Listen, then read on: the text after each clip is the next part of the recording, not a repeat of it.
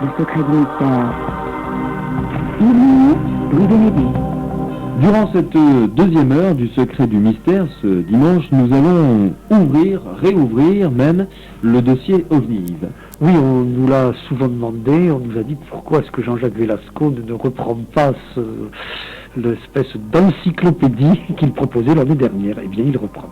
Alors, Jean-Jacques Velasco, bonjour. Eh bien, bonjour à tous deux. Vous allez nous emmener en France, du côté de Paris, je crois, aujourd'hui, pour une affaire qui s'est déroulée quand?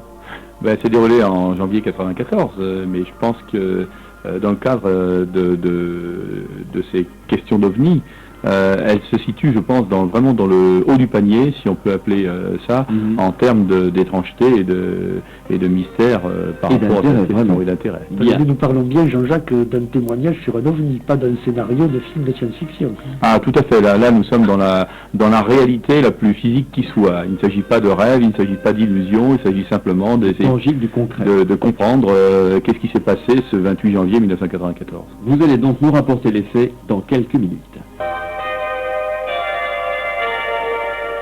Secret du mystère, dossier OVNI.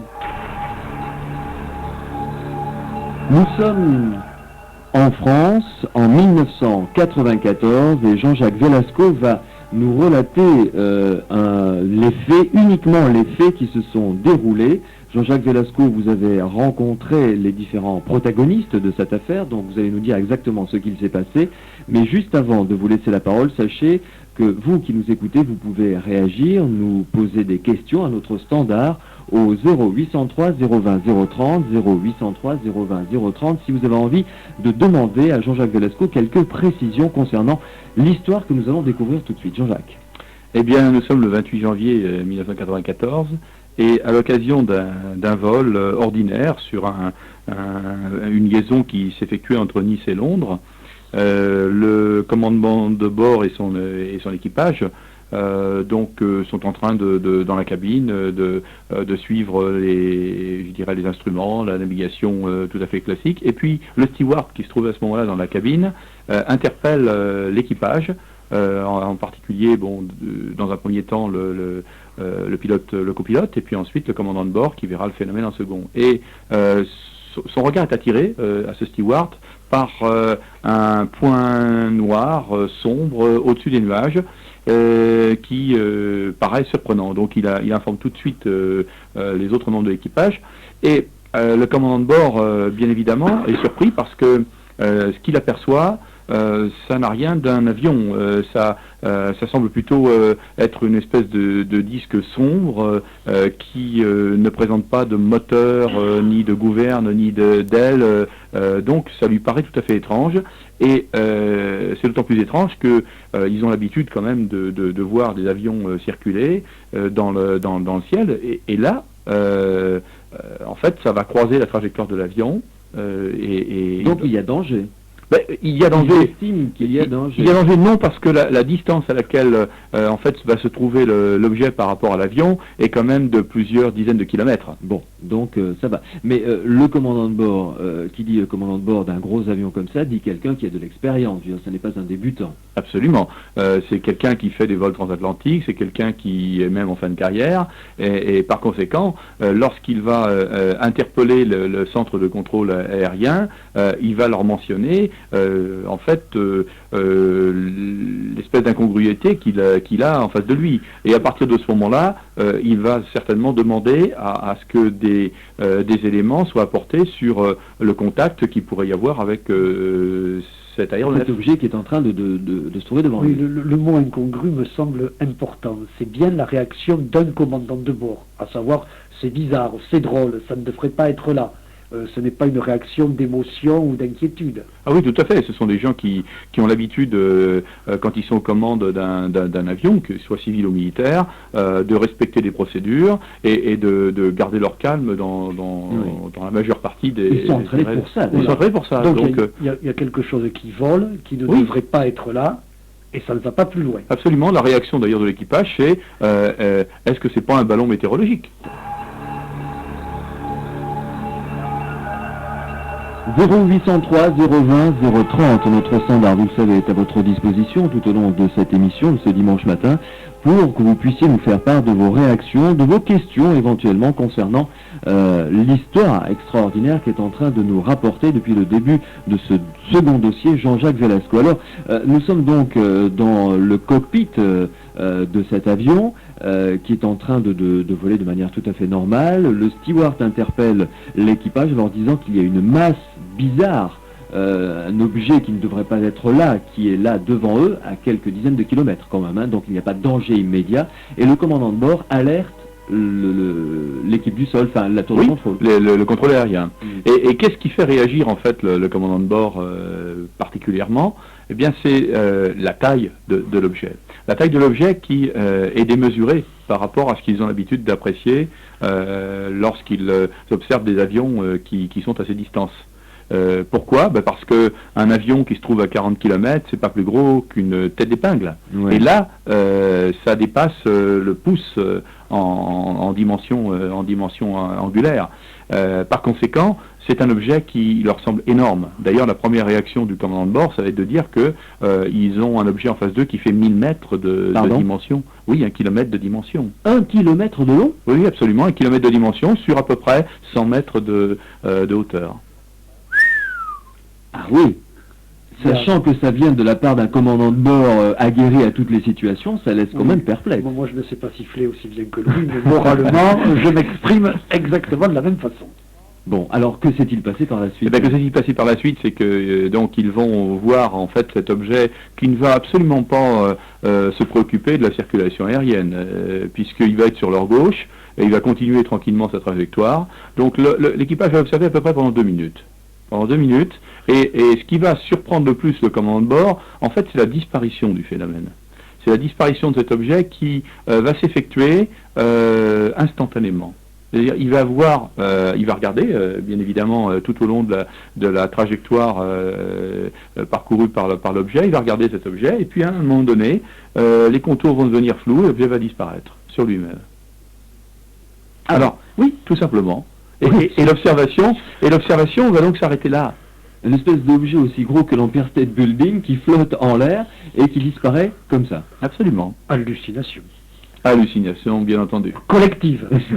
Oui, puisqu'ils étaient 3. Ils étaient 3 donc à avoir observé attentivement ce phénomène. Oui, on peut dire un particulièrement, le commandant de bord, puisque il l'a eu constamment sur sa gauche.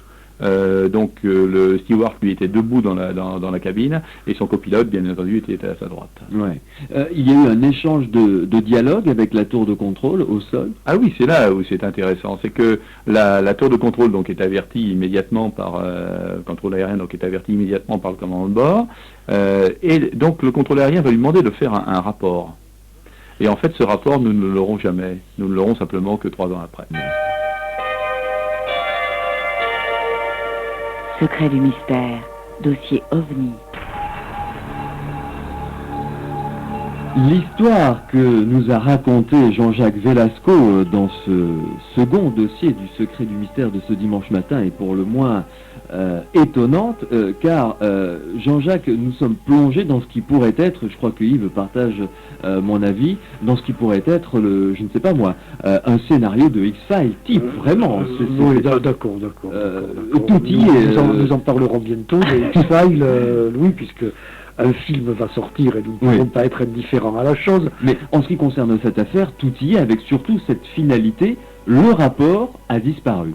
Le rapport du commandant de bord est réapparu 3 ans après. Attendez, ça y est. Voilà un obsédé de la conspiration.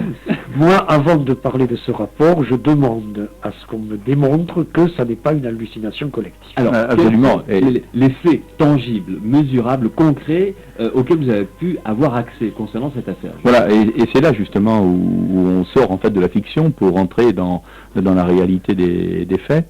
C'est que si on ne restait que sur simplement le récit du commandant de bord et de son équipage, on pourrait effectivement, comme le souligne Yves, rester dans le domaine simplement de l'hallucination, à la limite, si tant est que l'hallucination soit collective. Ce que je ne pense pas. C'est très vrai. Bon, donc en l'occurrence, pourquoi cette affaire est passée du simple stade en fait du récit à quelque chose de véritablement concret?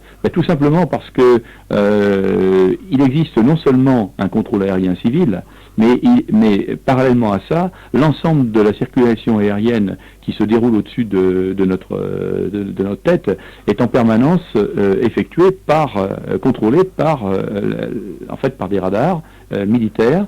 Et il va s'avérer que dans cette affaire, ce qui s'est passé durant cette période au-dessus de la région parisienne a été totalement enregistré par les radars militaires. Alors justement, ça me permet de poser une question qui nous est arrivée à notre standard de Françoise qui habite la région paloise, qui a demandé est-ce que ça pourrait pas être un essai militaire, un essai secret bien entendu.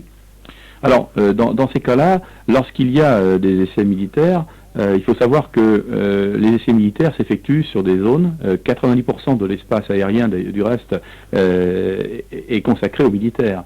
Seulement 10% de l'espace aérien est consacré, oui, français, mais c'est un petit peu la même chose dans tous les pays, donc est consacré en fait à la navigation civile. Et les avions se doivent de respecter scrupuleusement les couloirs aériens. Ouais. En l'occurrence, sauf cas exceptionnel, bon, ça peut se produire. Avoir des essais ou des manœuvres militaires qui traversent les couloirs aériens civils, c'est pratiquement impossible, surtout dans ces conditions-là, puisque ça se passe au-dessus de la région parisienne. Quels sont les éléments tangibles que vous avez eu à vous mettre sous la dent? Vous avez parlé de radars tout à l'heure. Est-ce qu'il y a les traces sur ces radars de cet objet qui flottait dans le ciel? Absolument, et c'est là justement où l'élément renforce tout à fait le témoignage de cet équipage, c'est que pratiquement toute la séquence d'observation a été enregistrée par le contrôle militaire radar. Jean-Jacques Velasco, vous nous avez relaté des faits tout à fait étranges jusqu'à maintenant. Ensuite, vous avez mis en avant les éléments radars dont vous pouviez disposer. Yves, je retire tout ce que j'ai dit à propos d'hallucination, parce que jusqu'à présent, on n'a jamais vu un radar se rendre chez un psychiatre en disant « Docteur, aidez-moi, je vois des ovnis ». Et donc, par conséquent, le fait qu'il y ait un signal radar, c'est comme ça qu'on dit, Jean-Jacques? Oui, un signal radar, oui. C'est bien une preuve tangible, ça montre que l'équipage n'a pas rêvé. Heureusement, d'ailleurs. Oui, et ça montre qu'il a, qu'il a observé un objet physique, et que cet objet physique avait une réponse par rapport au signal radar qui était émis par le radar et réfléchi par cet objet. Oui. Alors, cet objet était énorme, d'après le commandant de bord, 1000 mètres de long sur 100 mètres de large, s'il vous plaît. Ça, c'est de l'autobus. C'est de l'autobus. C'est du domaine du supertanker, même. Oui, vraiment le supertanker. Alors, est-ce que les radars ont pu également redonner ces proportions? Est-ce que sur un radar, on peut voir la grandeur Non, absolument pas. On peut avoir une surface équivalente radar en fonction du signal qui est donné, mais en l'occurrence, faire du qualitatif à ce niveau-là, c'est extrêmement difficile. Il faudrait pouvoir, dans l'absolu, calibrer les radars à cet égard. Or, ils ne le sont pas. Ils sont faits simplement pour détecter la présence, disons, d'avions de tourisme au plus petit, et puis au maximum, 747, quoi. Voilà, mais alors, donc là, ça va au-delà. Quand ce supertanker volant a disparu, est-ce qu'il a laissé une trace sur les radars? Est-ce qu'ils ont pu voir son évolution, ou il a disparu également des radars? Oui, alors c'est ça qui est intéressant, c'est qu'il disparaît exactement selon la description qui est faite par le commandant de bord, c'est-à-dire on voit sur le signal radar, brutalement la piste s'interrompre. Bon, alors la question reste en suspens. Yves, qu'est-ce que c'est ce machin? Non, attendez, non, pardon, Louis. Qu'est-ce que c'est? Où avez-vous mis le rapport? Voilà, où avez-vous mis le rapport? Je crois qu'il faut d'abord dire pourquoi cette affaire est intéressante et très importante. Je crois que c'est la première qu'il y a eu en France à ce niveau. Et ça, faut le signaler, parce que jusqu'à présent, nous n'avions pas véritablement d'acquisition radar de ces étranges manifestations qui se déroulaient dans notre bon ciel de notre vieille province. Et donc ça, c'est extrêmement important. Et puis deuxièmement, ce qui est surtout très important, c'est de pouvoir faire et établir la corrélation entre l'observation visuelle et c'est-à-dire la trajectoire de l'avion que nous avions sur le radar, et puis la trajectoire de cet événement. Bon, alors là, on a l'épreuve, je veux dire, il y a quelque chose d'écrit, de dur, de concret. Maintenant, qu'est-ce que c'est? Où est passé le rapport? Alors, pourquoi a-t-il disparu pendant 3 ans? Ils rangent mal leur papier ou quoi? Non, c'est pas du tout ça.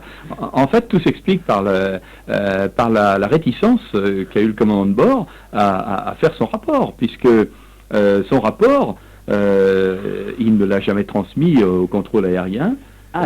Dans la mesure où sa crainte était, je crois, tout à fait justifiée. Oui, on ne demande pas pour un fou. D'être pris pour quelqu'un de déraisonnable. Je dirais pas un fou, quelqu'un de déraisonnable, quelqu'un de déraisonnable qui pilote un avion avec 200 personnes à bord. On le dit. On le met sur la touche, quoi. C'est pas tout à fait bon pour la carrière. Bon pour la carrière. Voilà. Donc c'est la raison pour laquelle ce commandant de bord et son équipage ont gardé le silence.